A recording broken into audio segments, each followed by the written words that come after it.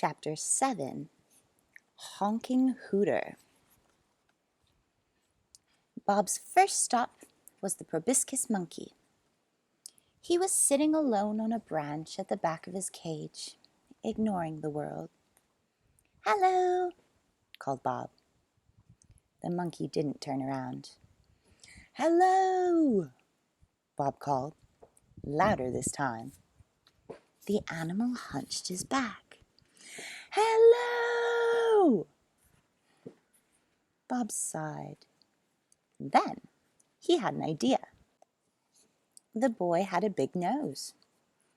Not as big as the proboscis monkey's. No one's nose was as big as that. But Bob's nose was still big. Bob started honking his hooter. He pressed his nose with his finger and made a loud hooting noise. Honk! The boy could see the monkey beginning to stir. Honk! Bob did it again. The monkey looked quickly up over his shoulder. Honk! The animal's eyes shone. Slowly, he lifted his head. The monkey's outrageous nose dangled free for all to see. The monkey pressed his own hooter. Honk! Went Bob. The animal looked confused for a moment. Then he pressed his nose again. Honk! The boy provided the sound effect again. The third time, the proboscis monkey pushed down on his own hooter. He made the honking noise himself.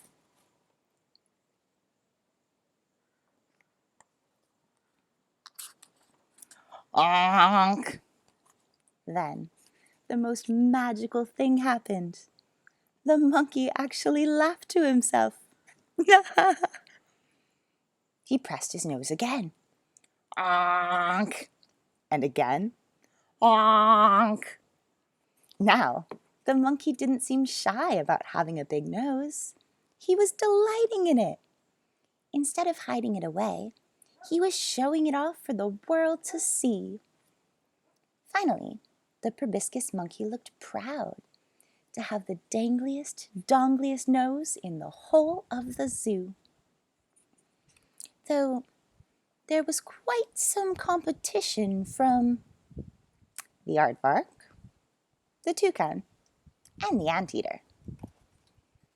A crowd of visitors had previously been gathered around the cute chimpanzees, but now everyone was far more excited to see this funny little monkey with his honking hooter.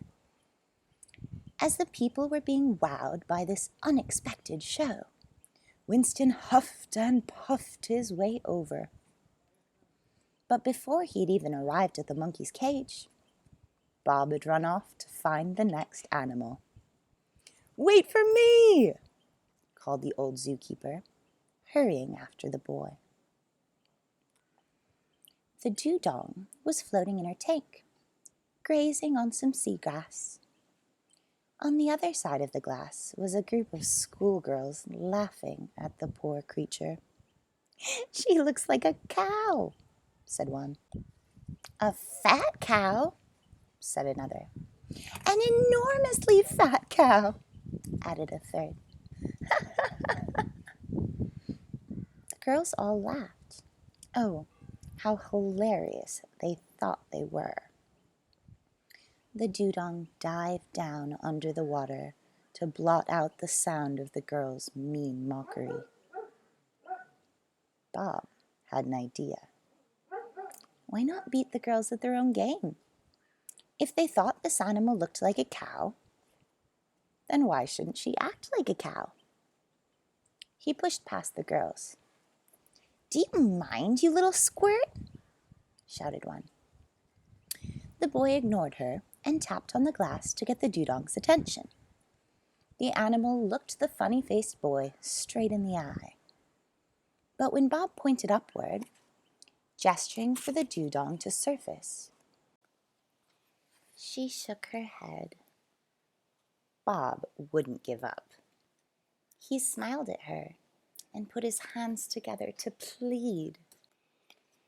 Finally, the dugong breathed out through her snout as if she were sighing and came to the surface. Bob climbed up on a bench so he could look over the tank.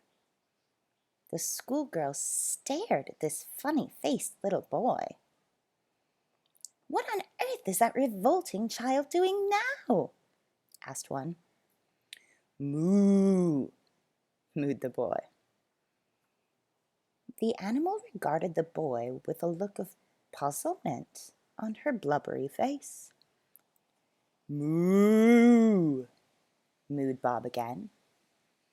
The boy then nodded to the dugong that it was her turn, but she remained silent. "Moo," mooed the boy, louder this time.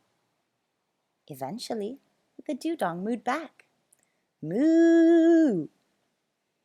It was a muffled, watery moo, but a moo nonetheless. "Moo!" mooed the boy back as loud as he could.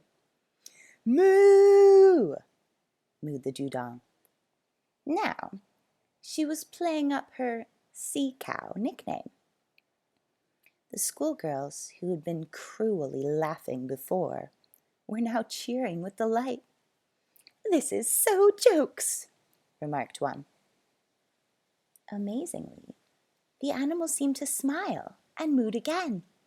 "Moo!" The sound was so loud it echoed all over the zoo.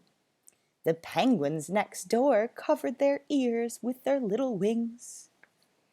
"Moo!"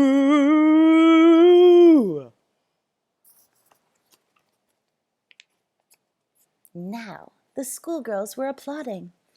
"Bravo!" they shouted.